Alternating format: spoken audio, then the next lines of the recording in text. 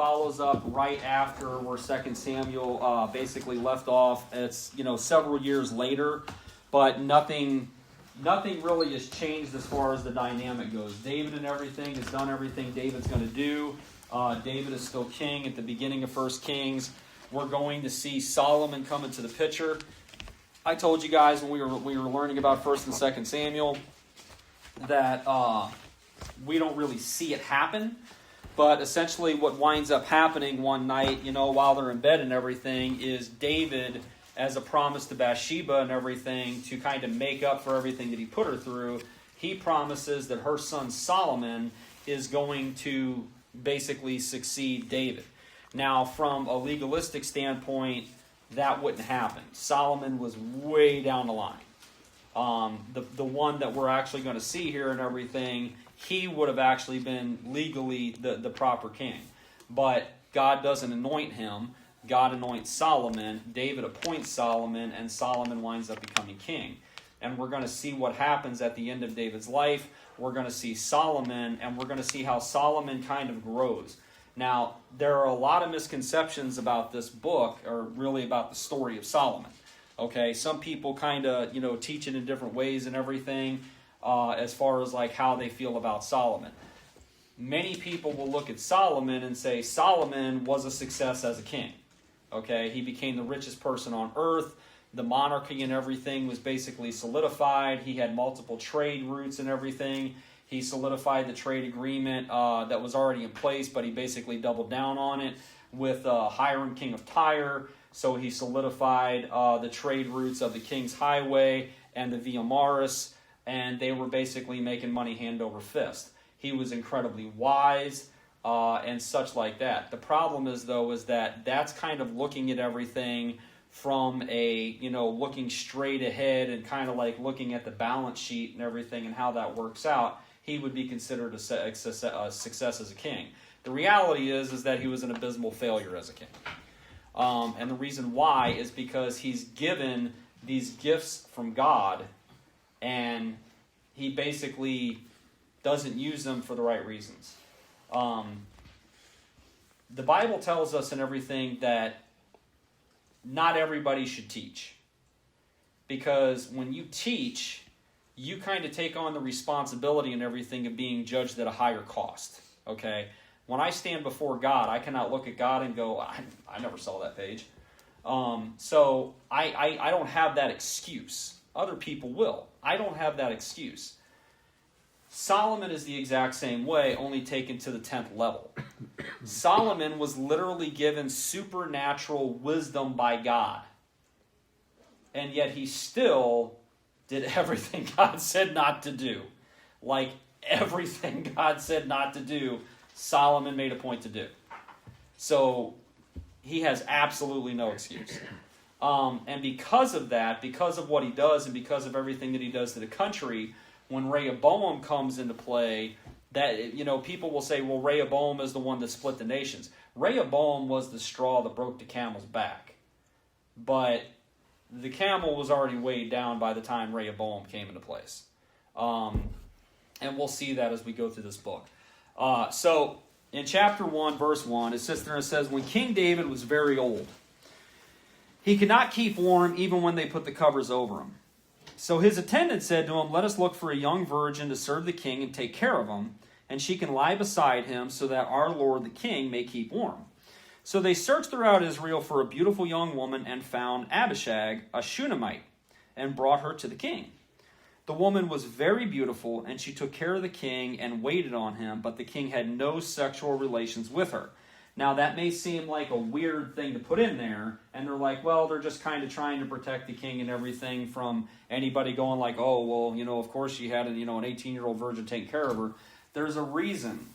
There's a reason why, okay? So, hopefully we'll get to it.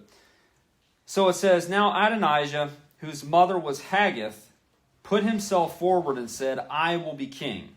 So he got chariots and horses ready with 50 men to run ahead of him. Parenthetically, it says, his father had never rebuked him by asking, why do you behave as you do?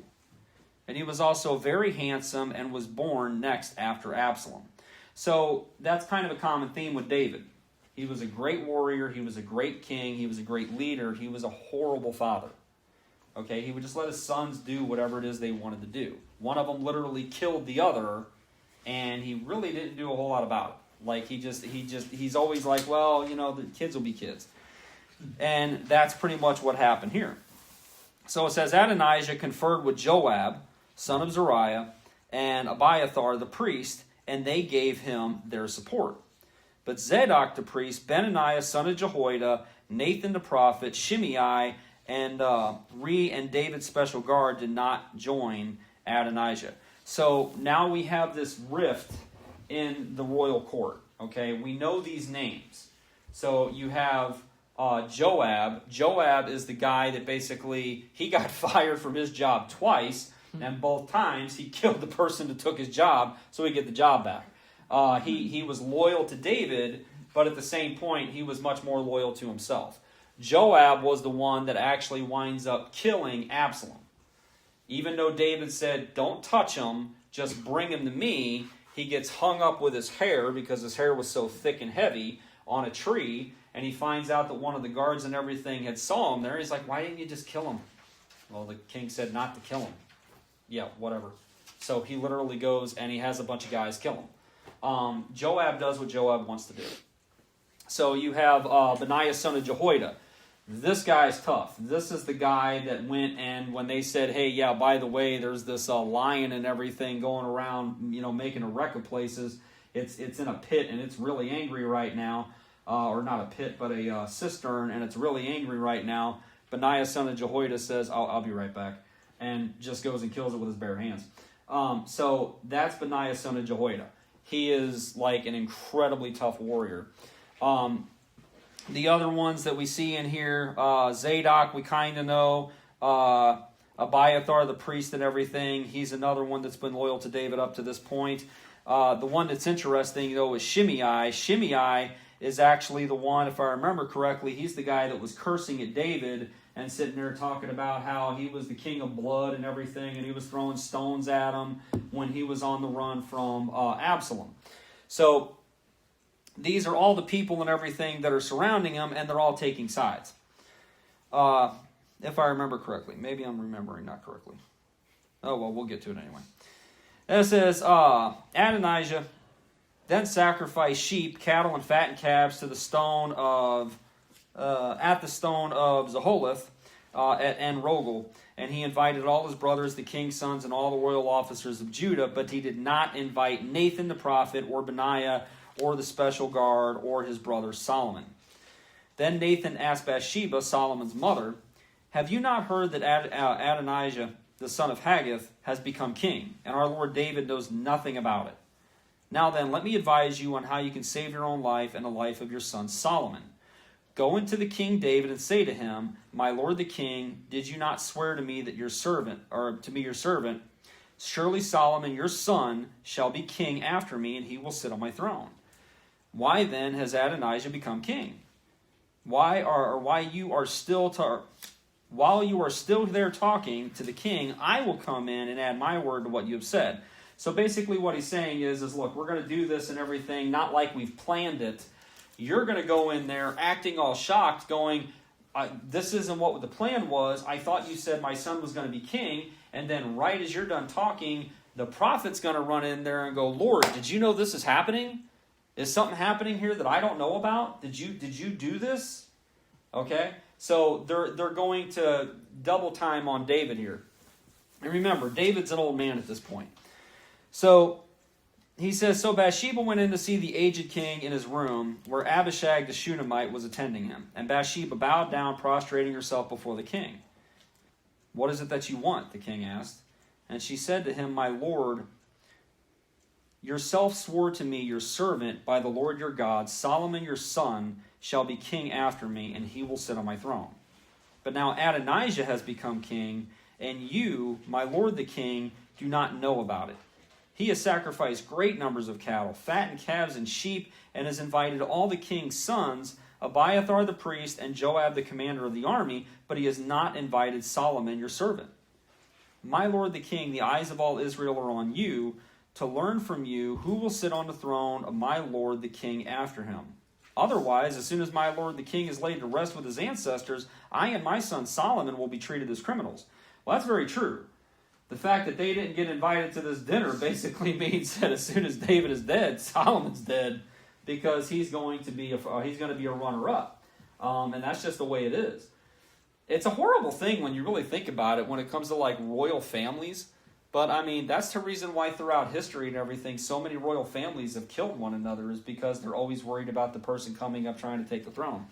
So yeah, Solomon would be killed almost instantaneously. It says, while she was still speaking with the king, Nathan the prophet arrived. What a coinkydink. And the king was told, Nathan the prophet is here. So he went down before the king and bowed his face to the ground. And Nathan said, have you, my lord the king, declared that Adonijah shall be king after you, and that he will sit on your throne? Today he has gone down and sacrificed great numbers of cattle, fattened calves, and sheep. And he has invited all the king's sons, the commanders of the army, and Abiathar the priest. Right now they are eating and drinking with him, saying, long live King Adonijah. But me, your servant, and Zadok the priest, and Benaiah son of Jehoiada, and your servant Solomon, he did not invite. Is this something my lord the king has done without letting his servants know who should sit on the throne of my lord the king after him? Then King David said, call in Bathsheba. So she came into the king's presence and stood before him. The king then took an oath. As surely as the Lord lives, who has delivered me out of every trouble, I will surely carry out this very day what I swore to you by the Lord, the God of Israel. Solomon, your son, shall be king after me, and he will sit on my throne in my place. And then Bathsheba bowed down with her face to the ground, prostrating herself before the king, and said, may the Lord, King David, live forever. And King David said, call in Zadok the priest, Nathan the prophet, and Benaiah son of Jehoiada. And when they came before the king, he said to them, take your Lord's servants with you, and have Solomon my son mount my own mule, and take him down to Gihon. There have Zadok the priest and Nathan the prophet anoint him king over Israel. Blow the trumpet and shout, long live King Solomon. And then you are to go up with him, and he is to come and sit on my throne and reign in my place. I have appointed him ruler over Israel and Judah. Benaiah son of Jehoiada answered the king, amen, may the Lord, the God of my lord the king, so declare it, as the Lord was with my lord the king. A lot of lords here. So may he be with Solomon to make his throne even greater than the throne of my lord King David. Read that paragraph 5 times, I dare you. Oh, my goodness. Okay, so Zadok the priest, Nathan the prophet, Benaiah son of Jehoiada, the Kerethites and the Pelethites went down and had Solomon mount King David's mule, and they escorted him to Gihon.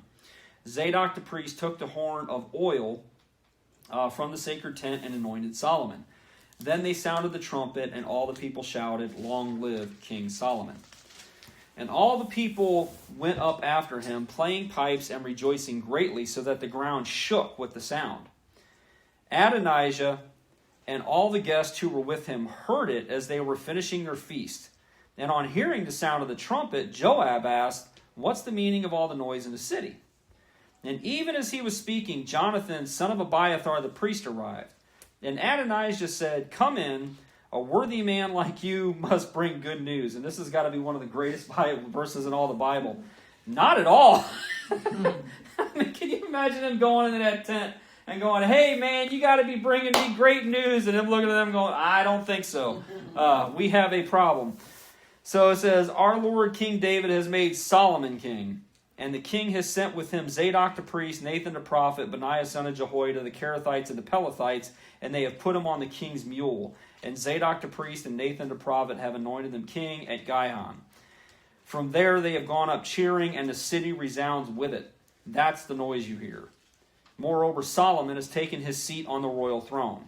Also, the royal officials have come to congratulate our Lord the King, the Lord King David, saying, may your God make Solomon's name more famous than yours, and his throne greater than yours.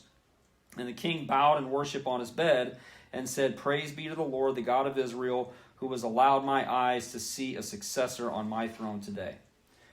And at this, all of Adonijah's guests rose in alarm and dispersed. They got out of Dodge, because if they're at that dinner, they can be considered traitors. So it says, but Adonijah, in fear of Solomon, went and took hold of the horns of the altar. Now, let's be clear about this, because I've heard this taught wrong before. He's not talking about the Ark of the Covenant. Number one, the Ark of the Covenant doesn't have what you would consider horns. Number two, you grab the Ark of the Covenant like that, you're toast. So what he's talking about is he's talking about the burnt offering altar. So it actually has 4 horns. Basically has like 2 coming up here and 2 coming up there. And it's inside the tabernacle. It's inside the tent of meeting, and he's grabbing a hold of that thing, and he's not letting go. So it says, then Solomon was told, Adonijah is afraid of King Solomon and is clinging to the horns of the altar. He says, let King Solomon swear to me today he will not put his servant to death with the sword. And Solomon replied, well, if he shows himself to be worthy, not a hair on his head will fall to the ground. But if evil is found in him, he will die. Then King Solomon sent men, and they brought him down from the altar.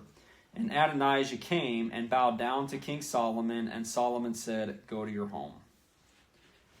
So it says, when the time drew near for David to die, he gave a charge to Solomon his son. Now, I've talked to you guys about this conversation that he's about to have.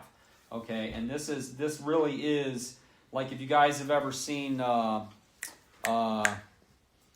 what's that movie called? What's the movie called about the mobsters? Godfather, okay? That's kind of like this. It really is. It's kind of like The Godfather. Actually, if I understand correctly, the movie Godfather was actually loosely based on a story of David. But this is what it is really in every, like, truly royal household. I'm not talking about, like, what we see over in England nowadays. I'm talking about the ways of old. He is going to sit there and tell them, look, you're going to take office now. People are going to have their own allegiances. People are going to have their own agendas. Here are the people that you can trust. Here are the people that you need to get rid of. And you need to get rid of fast.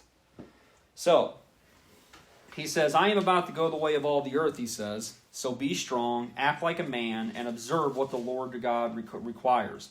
Walk in obedience to him and keep his decrees and commands, his laws and his regulations as written in the law of Moses. Yeah, right. Do this so that you may prosper in all that you do and wherever you go, and that the Lord may keep his promise to me. If your descendants watch how they live, and if they walk faithfully before me with all their heart and soul, you will never fail to have a successor on the throne of Israel. Well, the throne of Israel, other than the 19 kings that come after that, 20 in Judah and everything, essentially the kingdom is divided right after Solomon. So it says, now you yourself know what Joab, son of Zeruiah, did to me. What he did to the 2 commanders of Israel's armies, Abner, son of Ner, and Amasa, son of Jether.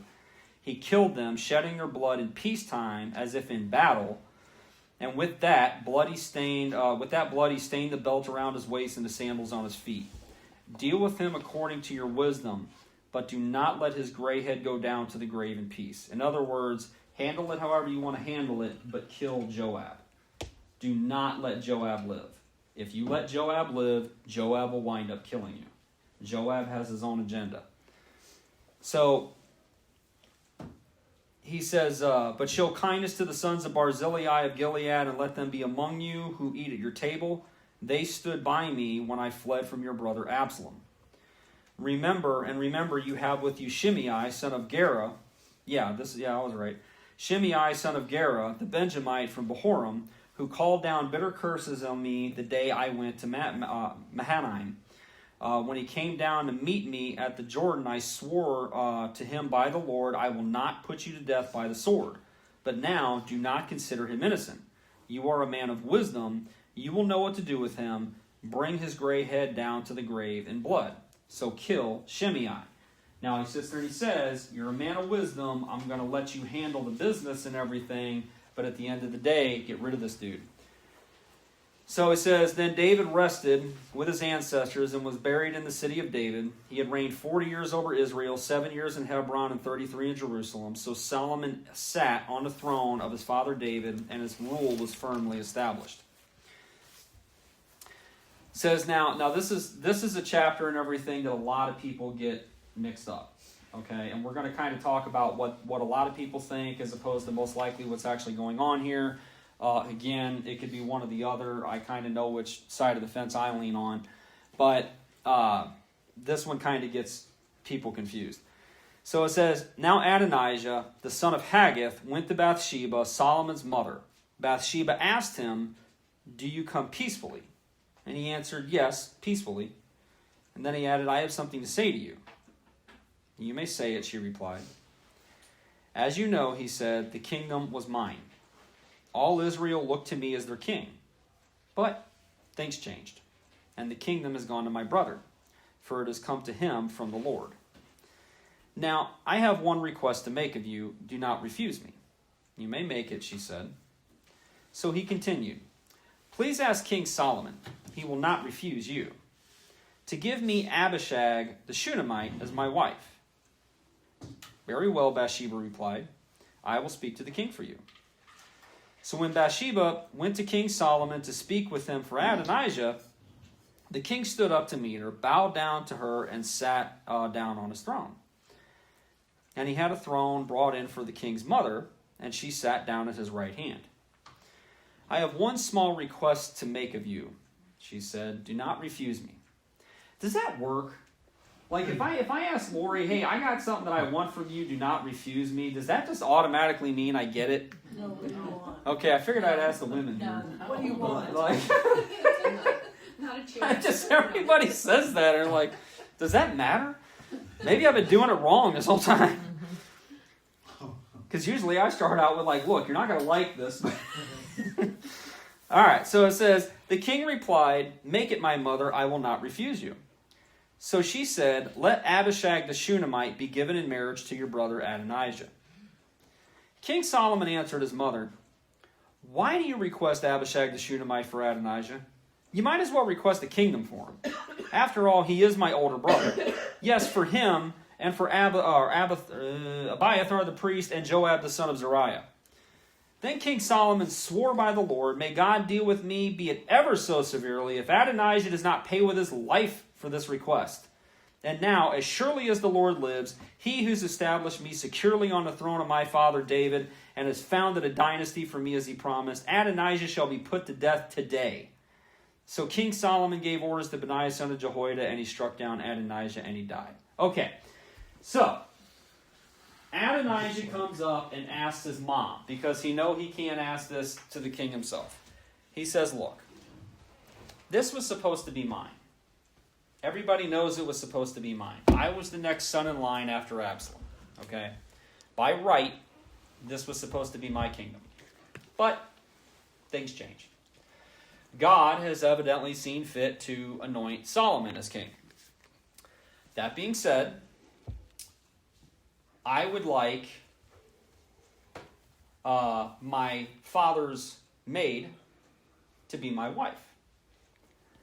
Now, if you read the Song of Solomon, okay, and I think, if I remember, it's been a long time since I've studied the Song of Solomon, but if I remember the Song of Solomon correctly, I think it's maybe in chapter 6, where while the Song of Solomon never mentions the woman, if it was one woman that he was writing the Song of Solomon about, which is debatable, it mentions a Shunammite.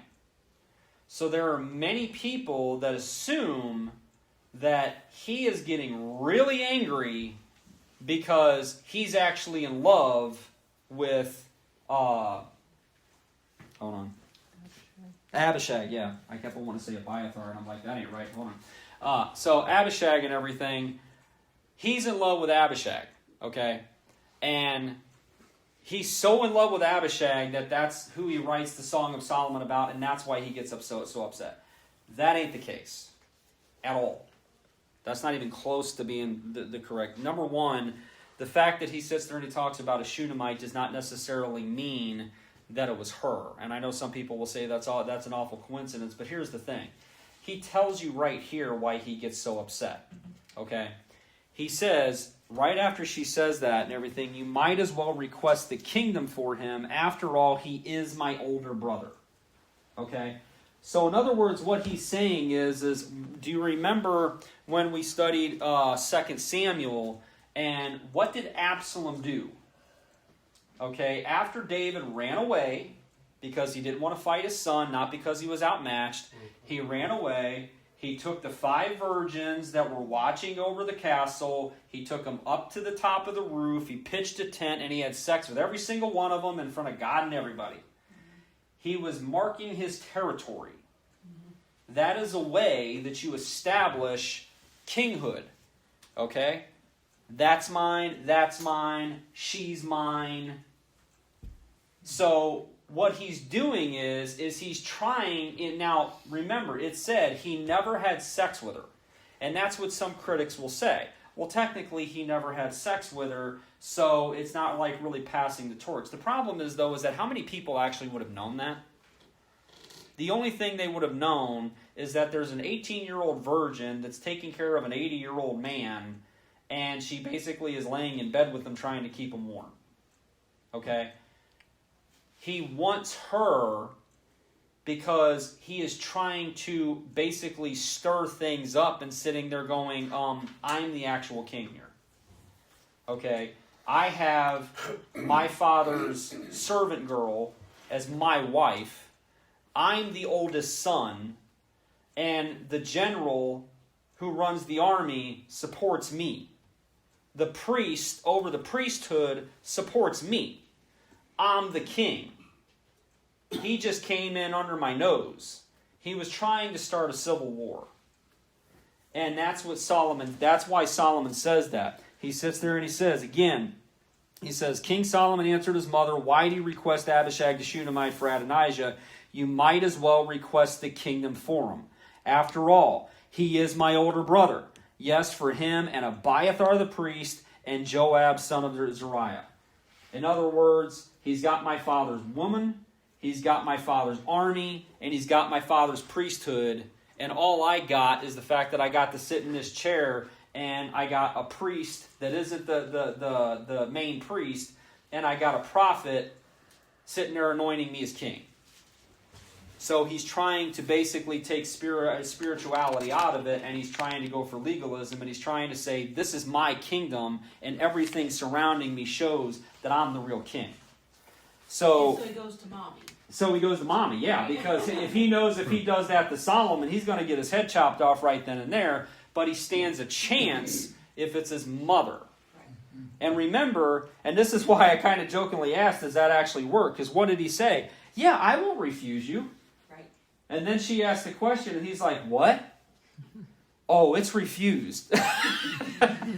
Not only is it refused, he's going to die.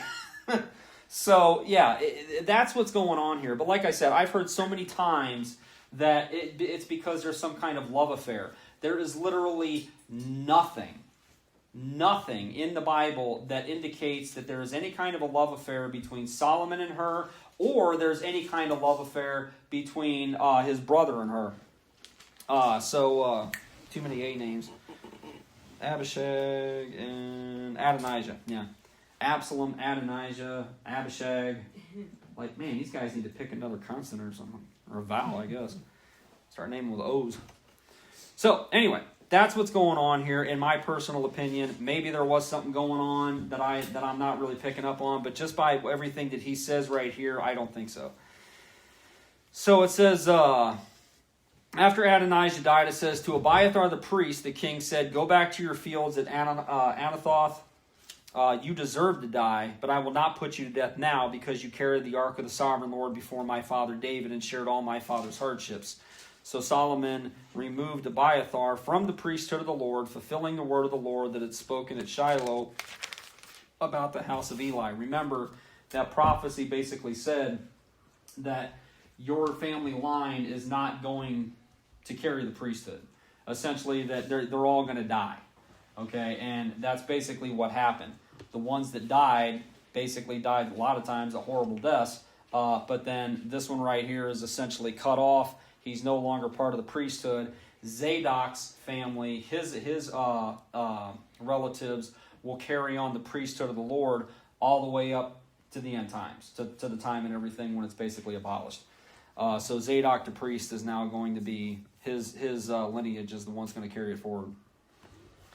So it says, let's see here. says, when the news reached Joab, who had conspired with Adonijah, though not with Absalom, he fled to the tent of the Lord and took hold of the horns of the altar. Now, I get it and everything when Adonijah did it, but Joab's the big bad dude and everything. Now, mind you, every single time he's ever killed somebody, he's always done it backhandedly. Like the one time and everything, he had a knife in his hand like this, and he comes up and he goes to embrace the guy and everything, and he plunges it through his belly. Mm-hmm. He's a coward, okay? But it just cracks me up and everything that it's just like, I don't know if he just knew the reputation of Benaiah, son of Jehoiada, or what, but as soon as he found out that all this was going on, he does the exact same thing that Adonijah does. He runs into the tent of the Lord, he grabs a hold of the horns, and he's like, I'm not coming out.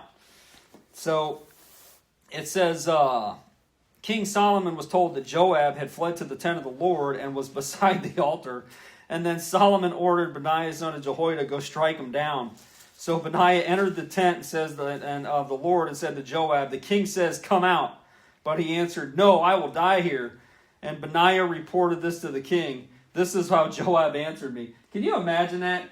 Benaiah, son of Jehoiada, goes up to the tent and says, the king says, get out here. And then you hear this voice saying, no, I'm not coming out. Benaiah's like, okay. So, and he goes and tells the king, yeah, he says no. Like, what do you want me to do now? So, Benaiah, son of Jehoiada, goes back after that. It says, the king commanded Benaiah, do what he says, or do as he says, strike him down and bury him, and so clear me and my whole family of the guilt of the innocent blood that Joab shed. The Lord will repay him for the blood he shed, because without my father David knowing it, he attacked 2 men and killed them with the sword. Both of them, Abner son of Ner, commander of Israel's army, and Amasa son of Jether, commander of Judah's army, were better men and more upright than he. May the guilt of their blood rest on the head of Joab and his descendants forever. But on David and his descendants, his house and his throne, may there be the Lord's peace forever. So Benaiah, son of Jehoiada, went up and struck down Joab and killed him, and he was buried at his home out in the country. The king put Benaiah, son of Jehoiada, over the army in Joab's position and replaced Abiathar with Zadok the priest. Then the king sent for Shimei and said to him, build yourself a house in Jerusalem and live there, but do not go anywhere else. The day you leave and cross the Kidron Valley, you can be sure that you will die. Your blood will be on your own head. And Shimei answered the king, what you say is good, your servant will do as the Lord king has said. And Shimei stayed in Jerusalem for a long time. So he does not kill Shimei, but he basically says, so you're not in prison, but you're on probation. Build a house, live your life, do whatever you want to do, but you do not leave Jerusalem. You're not a free man. You're not going anywhere. The day you leave, you will die. You signed your death warrant. But it's going to be on your own head, not mine. I've already warned you. Do whatever you want to do. I don't care. But the second you leave Jerusalem, that's it. You're done. So, it says... Can I ask a question? Yeah. Is the country starting to break apart already? Because it says Israel... One guy's the commander of the army of Israel, and the other guy's the commander of the army of Judah. No, so they were always together, but it's basically kind of like, how to explain it in geopolitical terms. So it's kind of like the United States of America, and then like the provinces, like the Philippines or whatever, and all that kind of stuff. So like they're together, but they're apart. They were ruled together. They basically acted as kind of like one big entity, but at the same point and everything, they were 2 separate regions. So, and you'll see that happen and everything when all this is over with. So Judah is down here. I wish I had all my maps. They're in my office. So Judah's kind of like down here, and that is where the temple of the Lord will be built and all that kind of stuff and everything. And then all the way up here is Israel. And that when this all breaks up, what's going to wind up happening is 2 tribes are going to stay at Judah. You're going to have the tribe of Judah, and you're going to have the Levites, and then everything else is going to go up above. And that's where you're going to have 2 down here and 10 up here. and that's where you're going to have this conflict. What winds up happening is Israel will never become part of Judah again. They will never come back together as one whole country.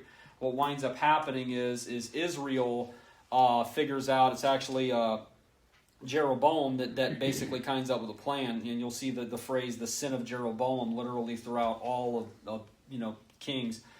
But essentially, what's going to happen is Jeroboam knows that if everybody goes back down to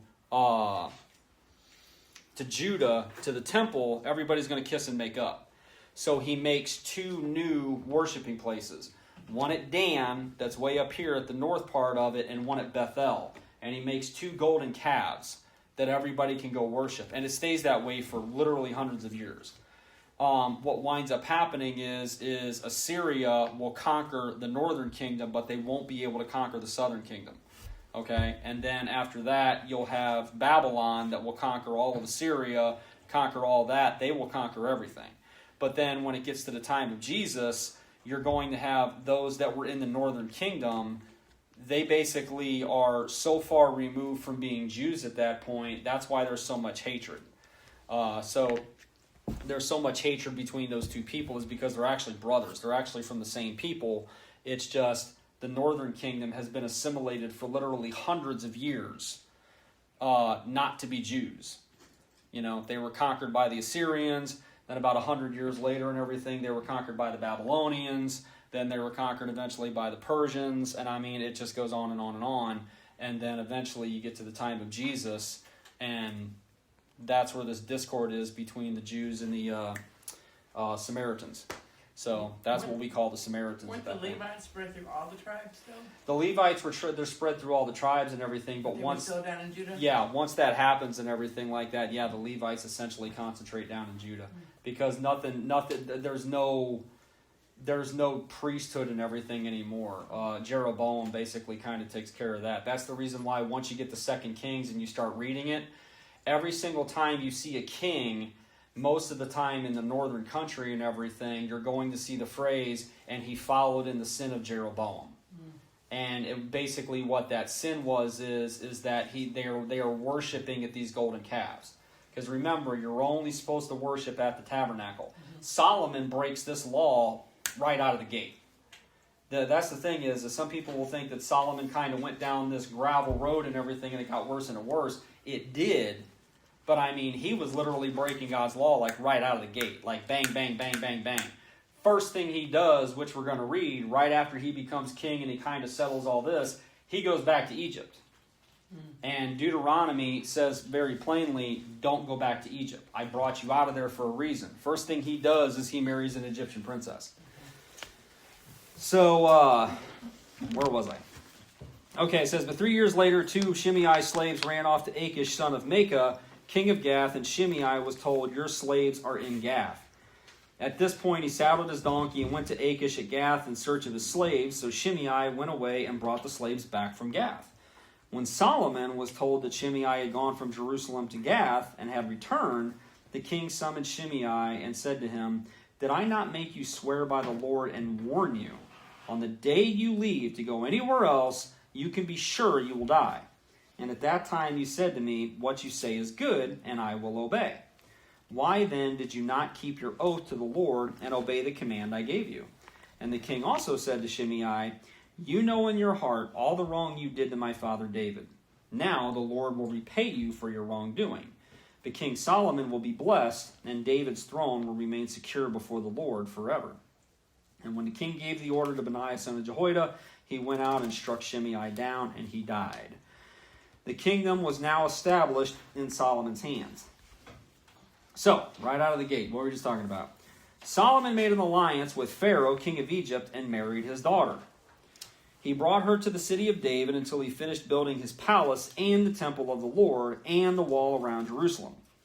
The people, however, were still sacrificing at the high places, because a temple had not yet been built for the name of the Lord. Solomon showed his love for the Lord by walking according to the instructions given him by his father David, except that he had offered sacrifices and burned incense on the high places.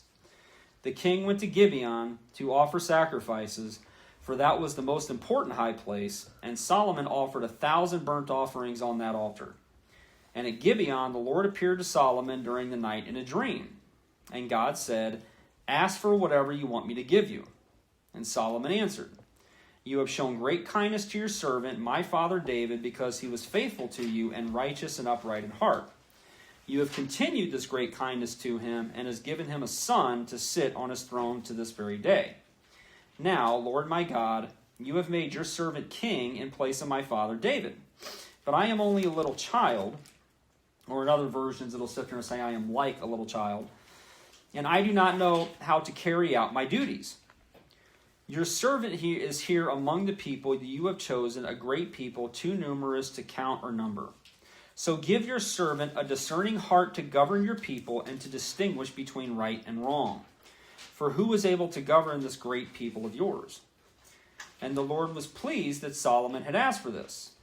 So God said to him, "Since you have asked for this, and not for long life or wealth or for yourself, nor have asked for the death of your enemies, but for discernment in administering justice, I will do what you have asked.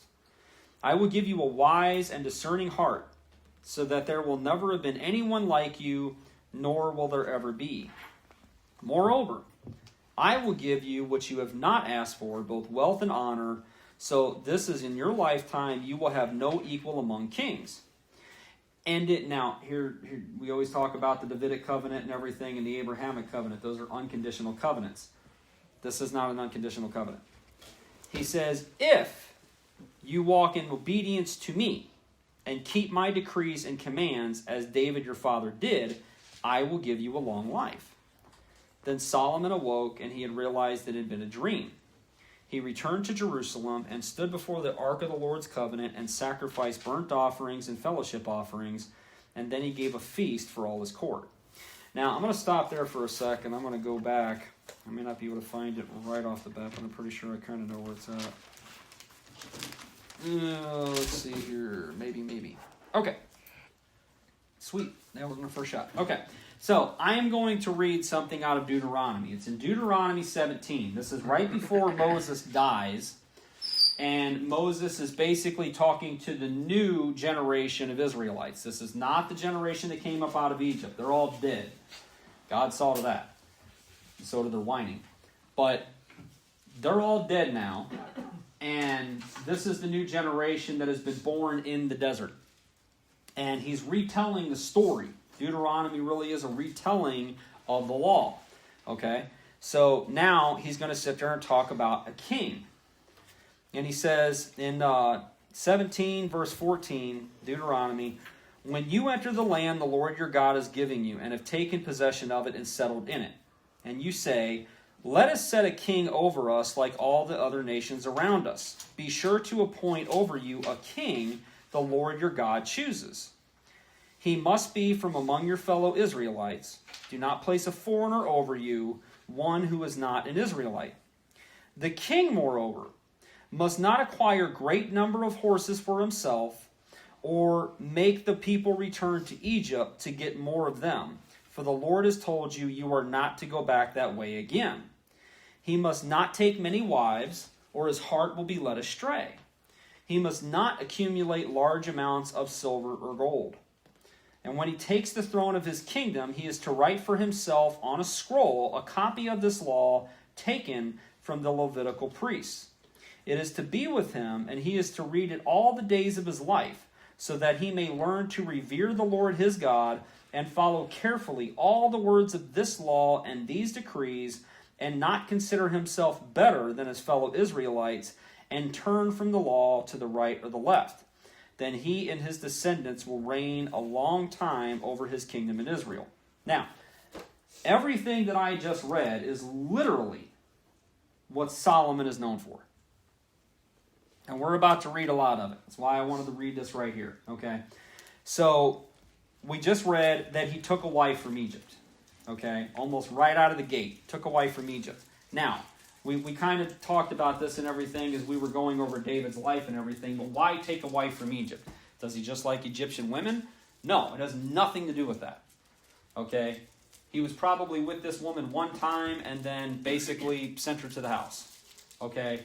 The whole purpose of it was trade agreements. Okay? The reason why he had 700 wives is because they were daughters of high-standing people that he was making trade agreements. That's the reason why he never had a war, is because everybody around him, oh, you want a piece of this pie? Fine, I'll marry your daughter. I'll marry your daughter. It's also the reason why he had 300 concubines, is because those were the ones that he was really sleeping with. His wives, he basically would consummate the marriage, and very likely he never saw them again. He didn't even know their names. So that's the way he was doing this. He was doing this to increase the kingdom, to increase his wealth. Okay? And it sits there and says right here, it says, well, it's a little farther off. So, okay, so it's going to talk about a wise ruling and everything, since we just got done talking about that. But what we're going to find out here a little bit later, in case we don't get to it, is he literally has chariot cities, like towns that are filled with chariots and horses. Okay, he becomes wealthier than any person. I mean, literally, he would be the modern day equivalent of Elon Musk. Okay, that's how rich he was. Now, the king is not supposed to gain great wealth. He's not supposed to have many horses. He's not supposed to have many wives. Why? Because they lead him astray. Well, guess what happens? He gets led astray. Solomon, before the end of his life, will literally be sacrificing children because of the women that he's marrying. Okay? So, because he's letting that influence come into his life. And at the end of the day, he's doing everything that God said not to do. Now, some people will argue, well, he reigned over Israel for 40 years and everything. He did indeed live a long life. But Israel didn't. Okay? The kingship was basically done after Solomon. After Solomon, Rehoboam reigns. He winds up almost getting killed right after his inauguration. And then after the kingdom splits, yes, Judah's still there and Israel's still there, but they're not the same anymore. They're not even close. You'll have 19 kings, you'll have 20 kings in Judah after that. You're going to have 19 kings in the north. The 19 kings are all bad. Every single one of them are bad, and they're all against God. Okay, they do not follow God's decrees in any way. You're going to have 7 out of 20 good kings in Judah. 5 of them actually start revivals. But the numbers aren't good. And everything starts to go downhill very, very fast after Solomon. Now, it sits there and says that Solomon is not to think himself higher than anybody else in Israel. The 2 reasons why the kingdom split to begin with is because what did it just say? He built the tabernacle, or not the tabernacle, he built the temple that David had basically done everything to. He had everything ready. Solomon built the temple. He built his palace. Later you'll find out it took 7 years to build the temple. It took 14 years to build his palace. Okay? His palace was like ivory. And then he built the wall around Jerusalem. He would build other things. He loved building. And the 2 things that he put on the people, because he indeed think he was better than the people, was incredibly high taxes and transcripted labor. For like me as a plumber and running his own plumbing shop, he would basically come to me and say, hey, guess what? Appreciate the fact that you own your own business. You're working for us for 6 months. Get your stuff and let's go. That's what he would do. And when all of this come to an end and Rehoboam comes into power, the people come up to Rehoboam and said, listen, we'll follow you. You're our king. You're our guy. But we ask 2 things. Get rid of the taxes that are so high and get rid of the transcripted labor. And Rehoboam basically says, bite me. He says something a whole lot worse. But he basically says no. It's actually a great lesson for you 2 gentlemen, being young, because essentially what he does is he sits there and he has all this wisdom, Solomon's aides and everything around him, and they sit there and they give them this great advice and says, listen, man, you give them these 2 things and they're yours for a lifetime. They're your people. Give them the stuff. Let's move on. You're their king. and they love you. Let's do this. And then he says, all right, well, I'm going to go ask my drinking buddies. And his drinking buddies basically said, yeah, tell him you think my dad was bad. Wait till you see me. And he follows his drinking buddies. And that's what starts the Civil War.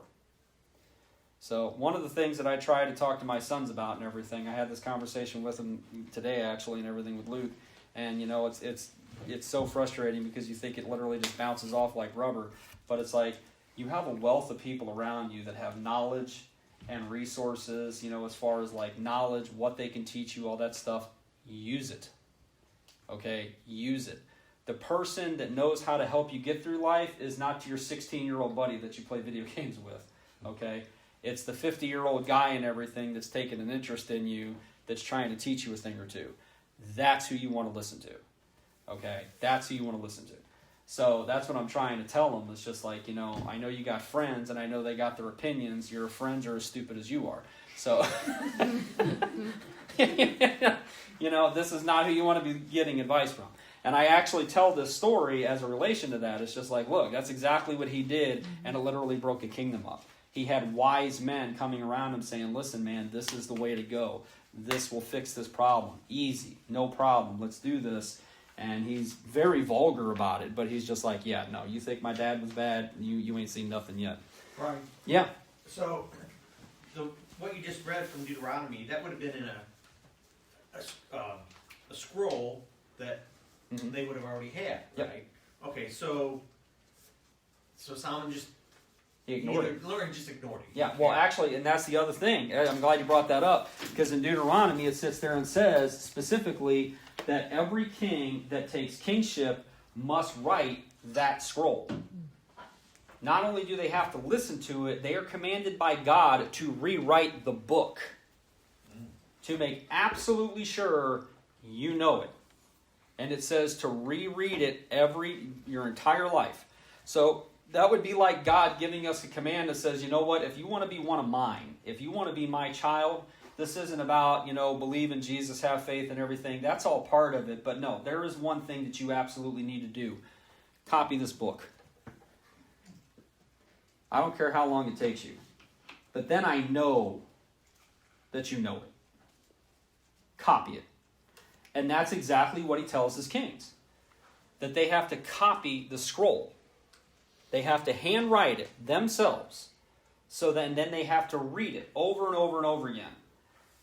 And that's the reason why I say Solomon was a failure. Even in the Bible and everything, it kind of heralds him and everything a little bit. But I'm just telling you, he was a failure. Because he literally is given supernatural wisdom by God to know the difference. And what does it say? A lot of people will say, oh, he was the smartest person in the world. No, he wasn't. He had incredible knowledge, yes. He was a very smart guy. But what was it that he asked God for? He asked for the wisdom to administrate justice, to administrate his people and lead his people, and to know discernment, know right from wrong. Okay, that's what he knows. Now, you'll see here in a little while and everything later on that he actually knows a lot more. He's a very smart guy. He's interested in all sorts of things. He's interested in plants. He's interested in trees, animals, all sorts of stuff. Okay, he's very wise. I'm not knocking that at all. But what he asked God for was, this is a huge job, and I want to make the right decisions. Give me the ability to know right from wrong. Give me the ability to know what is justice in your eyes. And God says, I like that. You don't ask for anything selfish. You want to do a good job at this. But then look what he does.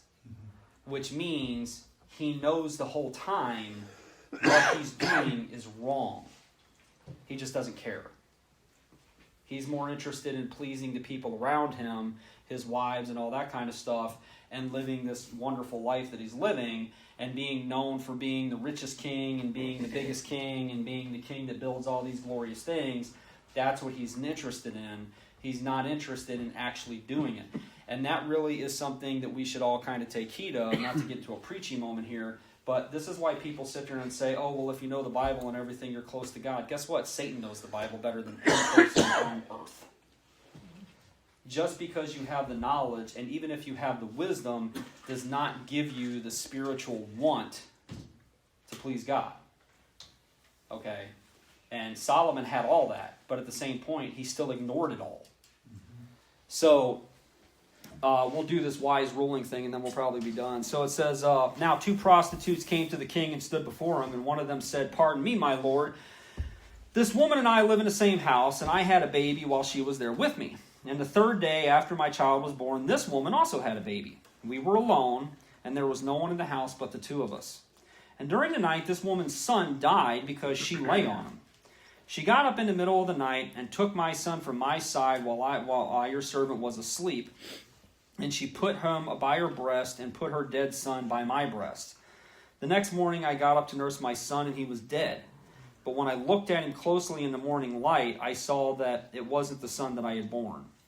The other woman said, 'No, the living one is mine, the dead one is yours.' But the first one insisted, 'No, the dead one is yours, and the living one is mine.' And so they argued before the king. And the king said, 'This one says, my son is alive and yours is dead, while that one says, no, your son is dead and mine is alive.' And then the king said, 'Bring me a sword.' So they brought a sword for the king, and he gave the order, 'Cut the living child in 2 and give half to one and half to the other.' But the woman whose son was alive was deeply moved out of love for her son and said to the king, 'Please, my lord, give her the living baby, don't kill him.' But the other said, 'Neither I nor you shall have him, cut him in 2. And then the king gave this ruling, 'Give the living baby to the first woman. Do not kill him. She is the mother.' And when all Israel heard the verdict that the king has given, they had held the king in awe because they saw that he had wisdom from God to administer justice." Now, how messed up am I that when I read this story, the first thing I think of is, man, what if that guard just got a little too jumpy? Like, before anything, okay, whoosh! And Solomon's like, there was a point. So luckily that didn't happen. But nonetheless, so yeah, he's very wise. Not only is he wise in everything and how to administrate, he's wise in how to handle situations and how to deal with problems like these. Because remember, that was one of the things that the king had to do. He was basically the judge in a lot of cases.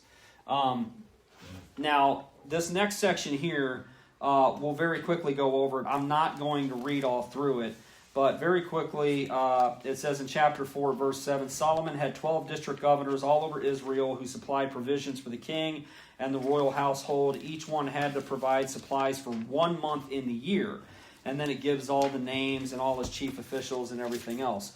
And then it goes down to Solomon's daily provisions. The one thing that I want to kind of take out of that, because that's one of those things, it's kind of like the genealogy in Genesis. You kind of glance over it, you don't really pay attention to it. The one thing that I want us to understand about what that's showing us, okay, is that David was king. David had his certain people in certain places and everything to help handle things. But Solomon is actually administrating. He's making it to where each region has a governor, and each town has a mayor, and that kind of thing. He's distributing power, and he's actually making it to where it's actually like a nation, where he's not bearing all the weight. Again, that's the wisdom that God gave him.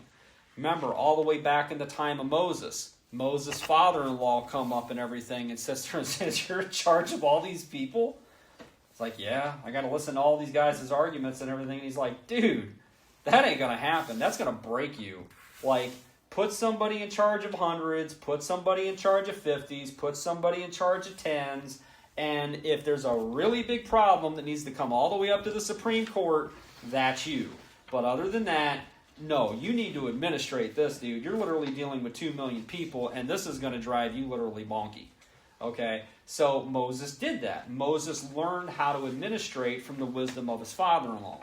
God gave Solomon this supernatural wisdom, and instead of him just having somebody in charge of the military, somebody in charge of the priesthood, somebody in charge of that, he's actively breaking up everything and putting people in charge.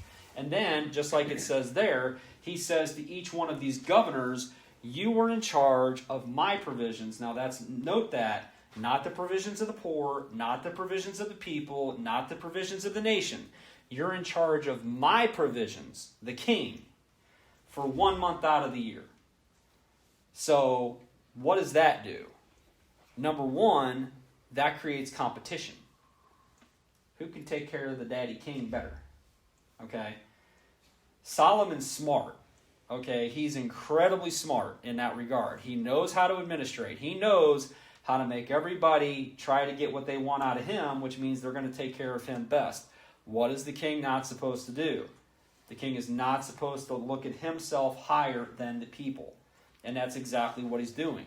He's not asking anybody to administrate over the poor or anything like that. He's saying, I got 12 governors for the 12 tribes of Israel, and every month out of the year, it's going to be one of your guys' turns, and you guys make sure I have everything that I need. So this is, like I said, as far as economy goes, as far as security goes, as far as anything that anybody would look at a country and say, man, this is a success. Solomon's kicking into high gear. He's doing amazing. But as far as following the will of God, as far as following God's laws, as far as following God's decrees, as far as following what a king is supposed to be in God's eyes, he's failing miserably.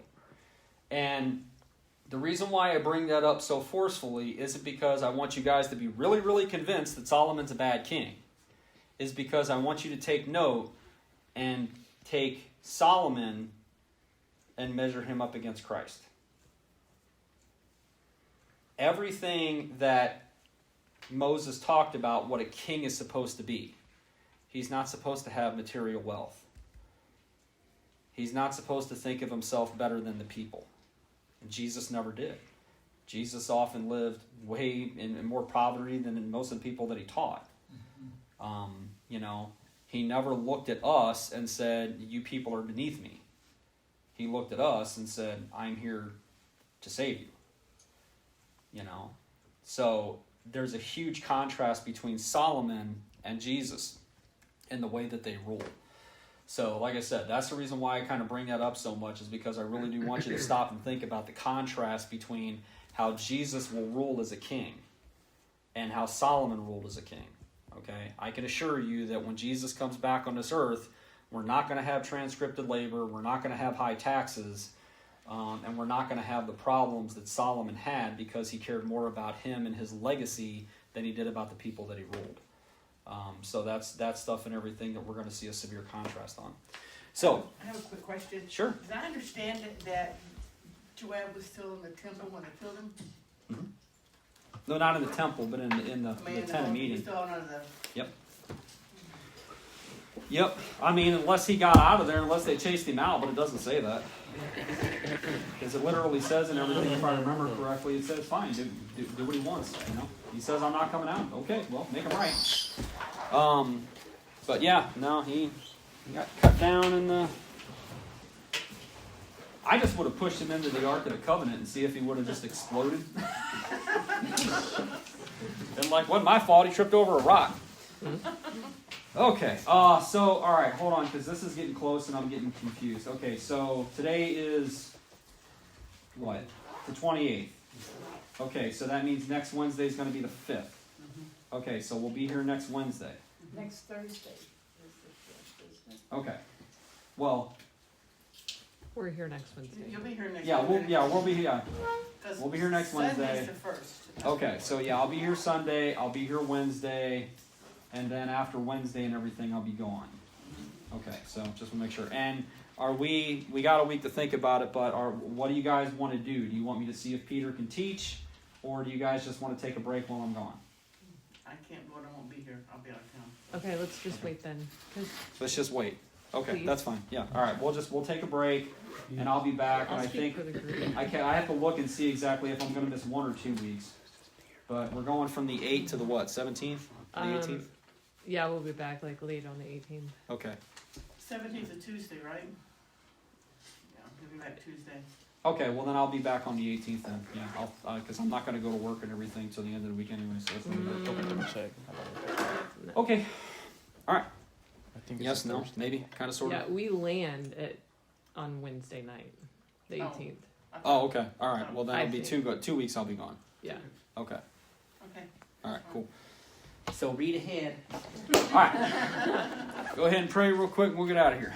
Heavenly Father, thank you so much once again for 2 Corinthians and just seeing Paul's passion for the people that he just gave them so much of a problem. And the thing is, Lord, is honestly, is we do the same thing with you. We in our own ways, we mock you and we dare you, and we taunt you because we always know that salvation is there for us, but yet we keep doing the stupid things that we do. So Lord, just thank you so much for the forgiveness and the grace that you give us, and thank you for giving us the Spirit to slowly but surely be transformed into your Son. Thank you for the book of 1 Kings as we start going into it and just being able to learn what happened in your kingdom, the good, the bad, everything that went wrong, everything that went right, because we can truly contrast that with your Son's kingdom. So Lord, we thank you for all the wisdom that you give us through your great word. Lord, we love you. Please be with everybody here. Keep everybody safe. Keep everybody warm out there. Please be with those that are sick and not feeling well. Help them to feel better. Lord, we thank you so much for everything. We love you, praise you, and pray all this in Jesus' name. Amen.